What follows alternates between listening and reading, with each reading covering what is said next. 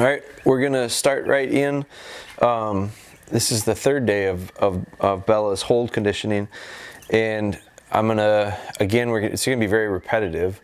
For Instagram, some of you probably that watch this, whether it be like through a post, because I think it's going to IGTV after we're done posting it. If you're watching it live, that's one thing. If you're watching it as an actual post, that's another thing. This is just something that is in a series with Bella. So this isn't like just something we're doing to start out with her. If you want to see kind of how we got to this point, I think we've got 80 some. They're not all posted yet, but we filmed over 80 some videos of her training to this point. I think we've posted up to like 60 probably on YouTube. But we're in this process of hold, and this is day 3 of it. And I think, you know, she's an interesting example that we're going to be using for it.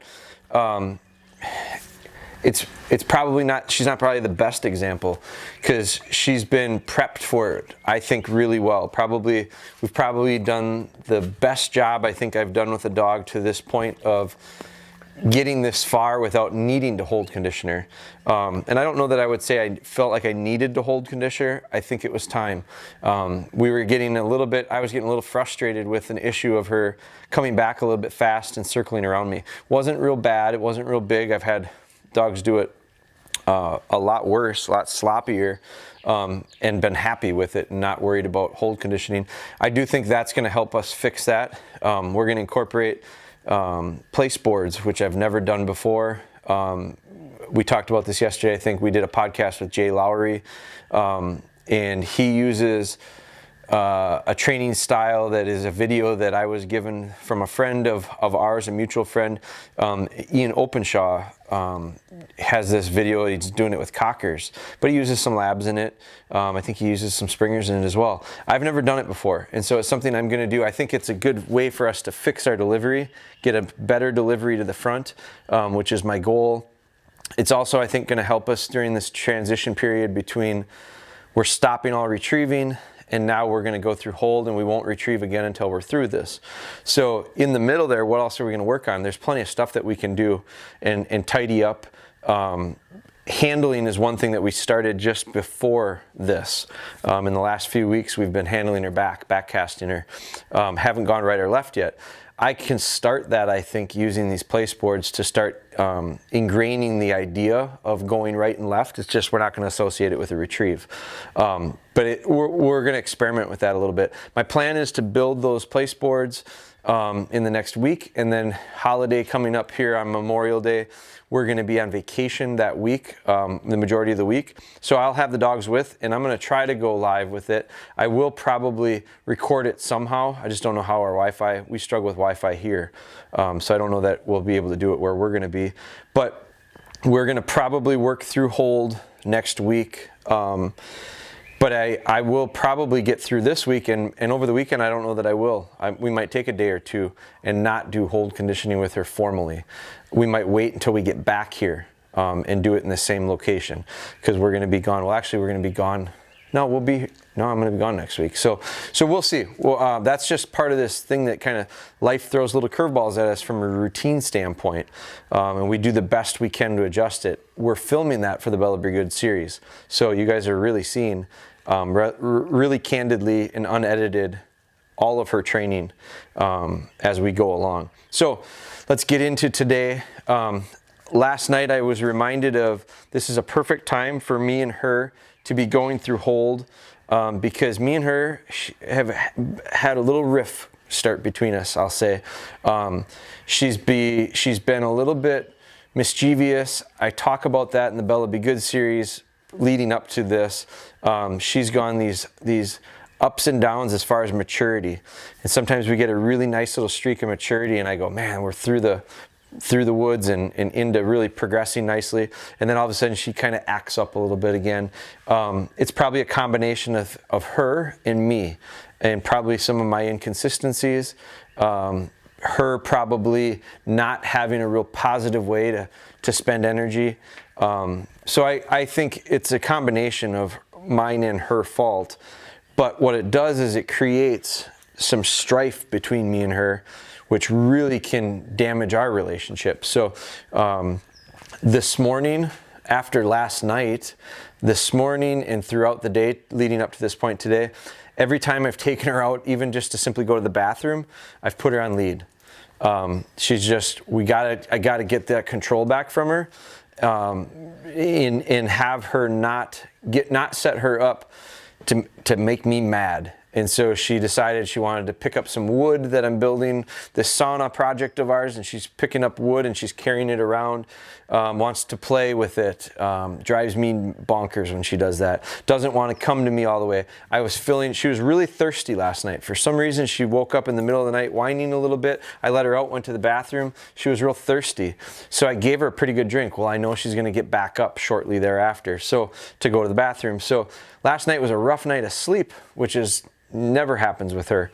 But I gave her a drink last night and I started the hose, and she got real skittish and not scared, but like real wound up. And it's because I've created an issue with her and a hose.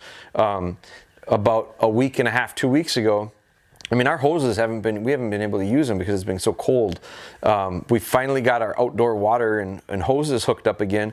And recently, here in the spring, they're notorious, she rolled in something out on a walk and she stank. So I'm not happy with her at that point. I bring her back home and I'm gonna be this, I'm gonna give her a lesson. And so I'm gonna hose her off. And so I grabbed a hold of her and I sprayed her down with the hose. Well, that was her first time really with the hose, because last fall we never did that and she was pretty young, and all winter we never had a hose. So all of a sudden you pick up the hose and she's gone. She doesn't want to be around it. So for it's been probably a couple weeks, I've been working with her, putting her on a leash, going and picking the hose up, just turning the hose on, turning the hose off. I've actually taken the hose and kind of petted her with it eventually. She let me get close. So I'm working this fear and anxiety towards the hose. I'm working out of it right now. So last night I wanted to give her a drink of water. Well, what do? I go to give her a drink of water, open up the hose, and now she wants to play, get away from dad and not come back. And so then it's 3 in the morning and I'm not happy about that. And so I realized at that point, we're creating some separation here that is not real positive, not something I want. So I have to be more patient, and B, I have to realize, don't allow it to happen in the first place. It was my fault for all of that happening. So I put her on the lead, and so I've taken her out to the bath. So I'll probably do this, the rest of this week and into the weekend and see how it goes. And eventually we'll get back to where she's real responsive to the, recall and the sit and all that stuff, and heel positioning and all that. So, but in the meantime, I'm just going to use the lead. And there's no shame in that. So, I tell people, a lot of times people will send me questions and ask me, what do I do at this point? I say, put the dog back on a lead. Well, I do it too. It's not like you shouldn't be embarrassed by that. So she got up here, she settled in. That's a nice little, just forced time for her to sit there quietly. Again, we take that lead on and off of her. And when it comes off, she understands that it doesn't mean I can go. I've got freedom to do whatever I want to do. I'm just going to hang that right there. So I'm going to move her again today. We're going to do this as a proactive way for her to not freeze up on this freezer to start out with. Freeze up on the freezer. You guys see what I did there? Come here. Come on. But we're just going to recall her back and forth so that she's comfortable moving. Sit. Because I've run into this before where we get right into it and we get so focused on this hold, and then they almost become paralyzed in statues, and they have a real hard time finding the ability and the confidence to move around. So I don't mind her sniffing around a little bit right now just to be comfortable. I don't want it to turn into a habit. Mosquitoes have come out, so it's warming up. Come on. Good. Good. Sit. So I'm going to bring her back and get her into position. Sit. Good. And again, she's in a really nice state right now. And so I'm in no rush. This is another thing. I'm in no rush to necessarily put her up and just start working. Let her settle in, because if she's not settled in, whatever we're going to try to teach her that day isn't going to stick. It's not going to soak in. I had a guy send me a message about hold conditioning. He sent me some videos, and he is literally up into it, starts training. It's go, go, go, go, go. And by the time, and there was like it didn't look fun. And one of his questions was, it just seems like my dog's not having very much fun doing this.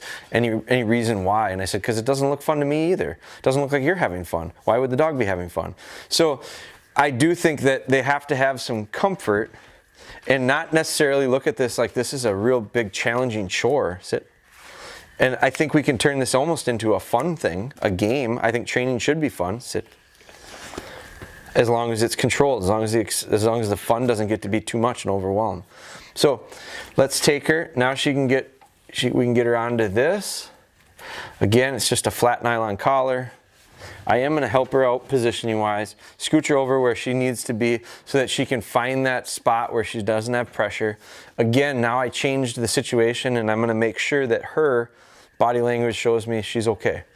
No need to rush from that to that to that to that to that. Let her settle in at each point. She just kind of did it a little bit. I like it. I look for it when dogs take a little deep sigh. When they take a deep breath and they let it out, they're showing me that they're settling in and they're calming. And when they're calming down, then they're starting to learn. Then they're ready to learn, I should say. So I'm going to make sure that she realizes that this is loose.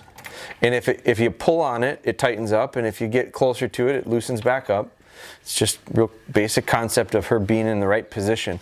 Normally we're talking about heel position. Today we're just talking about being positioned for you to go through this hold conditioning with us.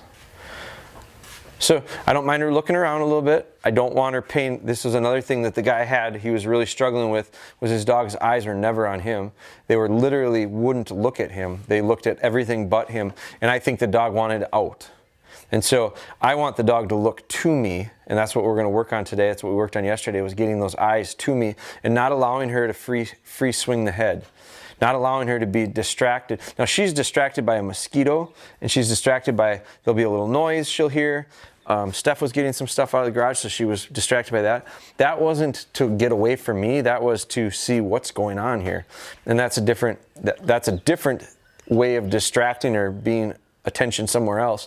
Want the attention on me in both of those scenarios. It's just the reasoning for her being somewhere else is different. One's a distracting temptation. One is, I don't want to be here, and it's defiance of look away. I don't want to look this guy in the eye. Get me the hell out of here. That's what that other guy's dog was doing. Good. Now these eyes, good. Look to me as, what do you want to do? Like, she's asking me, what should we do next? Good. Very good. That's it. I like the tail wagging. I don't need her to be so overexcited. Some dogs I can't go up to and do this too. Some dogs I can't come up and pet them like this. It's too much for them. With her, she's got a nice middle, in the middle. I'm always trying to get in the middle. I don't want to be too extreme one way. I don't want to be too extreme the other. I want us to be somewhere in the middle. And so with her, I can get her to a point, and then she'll get a little excited, and then I just take my hands away. But if it gets her over the bubble, it turns up to the point where she starts boiling over, then just, I got to back that down a little bit. But I also don't want to be so cold that she goes, this guy's robotic. Good. So I'll take the dowel out. I'm going to put it in. I have no problem with a dog that doesn't, I don't want the dogs reaching out and snatching it. I've had a lot of people ask me about that. I'm going to shut up for a second and do this session. Hold. Hold. Good. Hold. Hold. Hold. We were perfect until she heard the girls. Hold. Hold. Now she wants to turn out. So now I got to win this battle. Hold. Good. Hold. Good.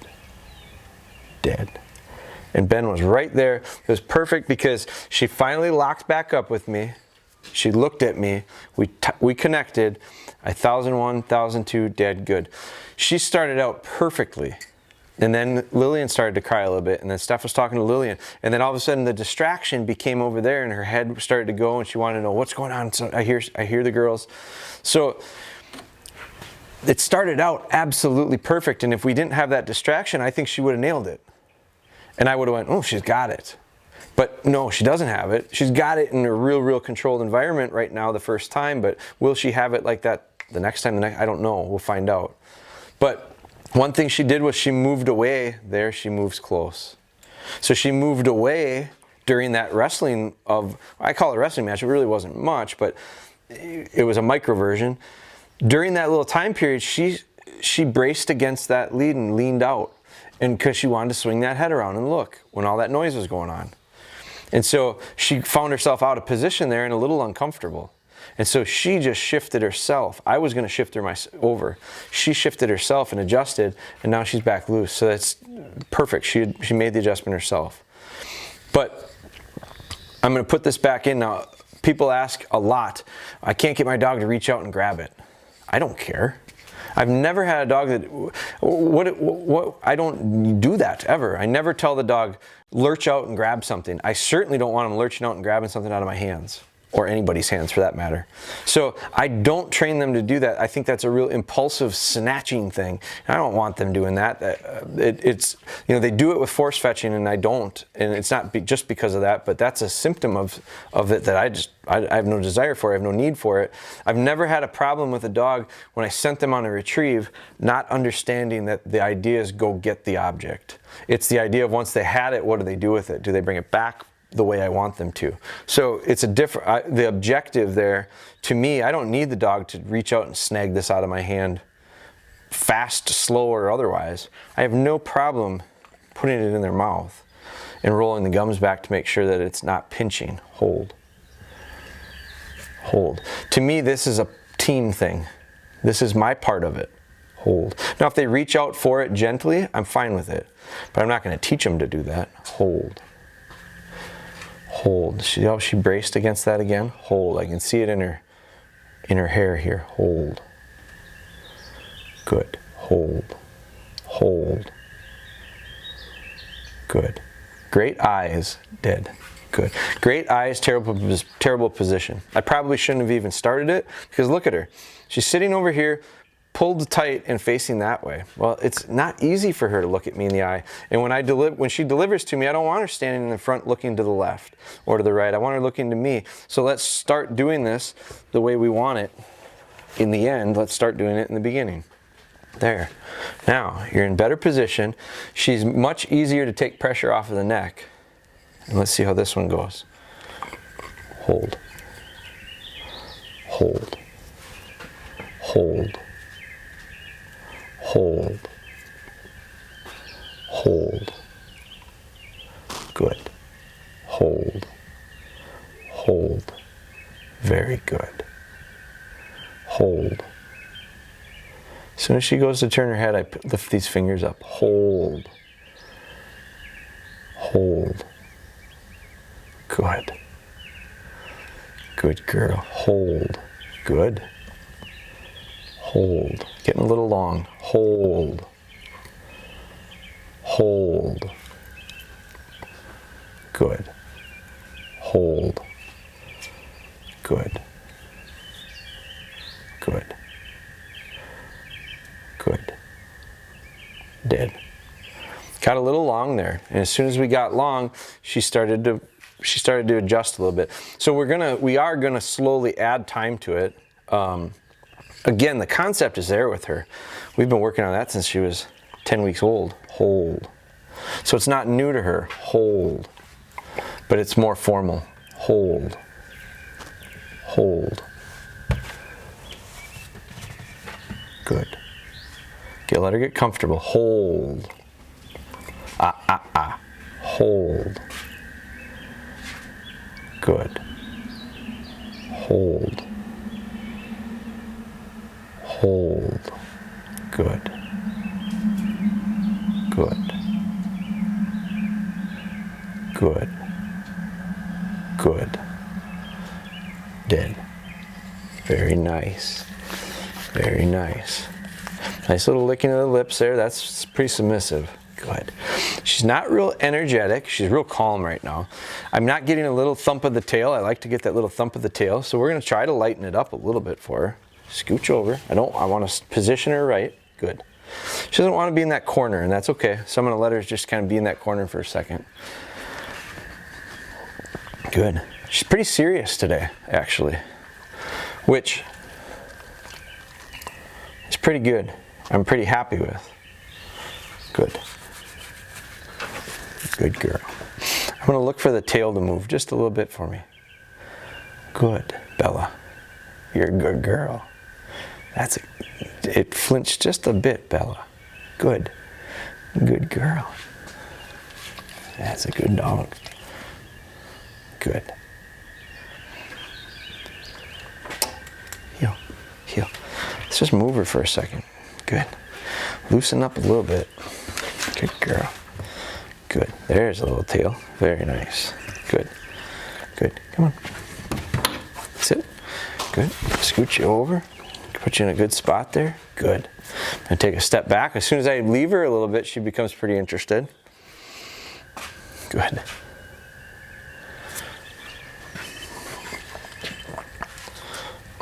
Hold. Hold. Hold. I don't want her chomping. Hold. Hold. Hold. Good.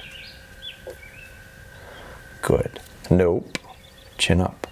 There. Very good. Good. Hold. Good. Hold. Good. Good. That's it. Dead. Dead. Good girl. Good girl. Good girl. That one wasn't as good, but her tail wagged a little bit, and she was a little bit more, she had a little more energy in that one. I took my hand away from her, and I let her put her head down, and I corrected it, and I put it back up, and I said, nope, get it up.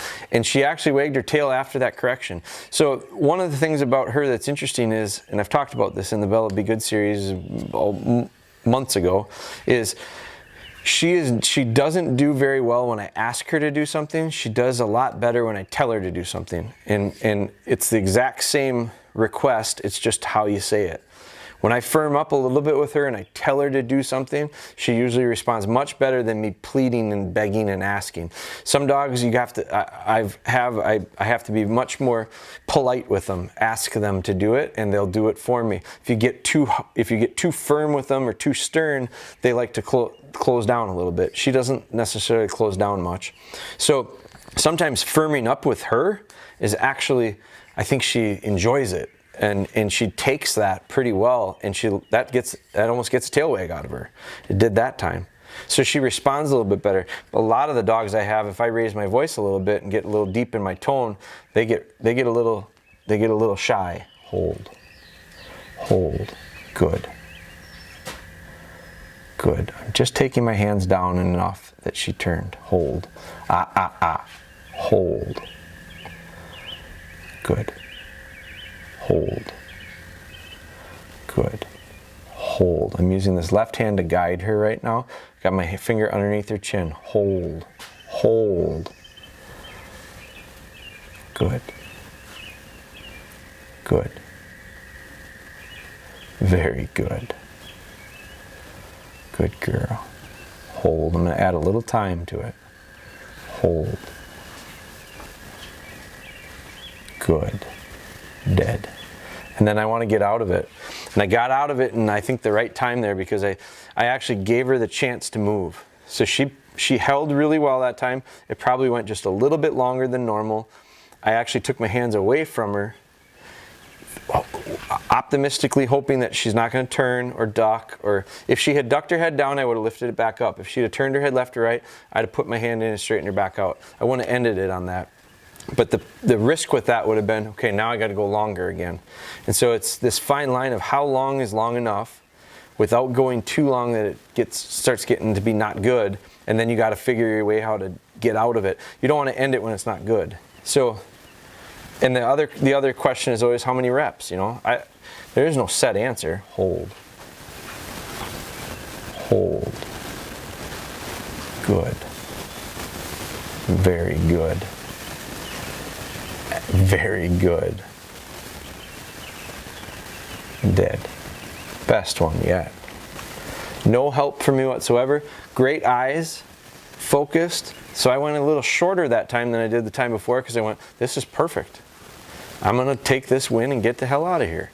So she's not real energetic right now at all. which is a little surprising to me because we really haven't done anything today. But what I'm not going to go any further, because why go any further than that one? That was like perfect. Sit, good. Here.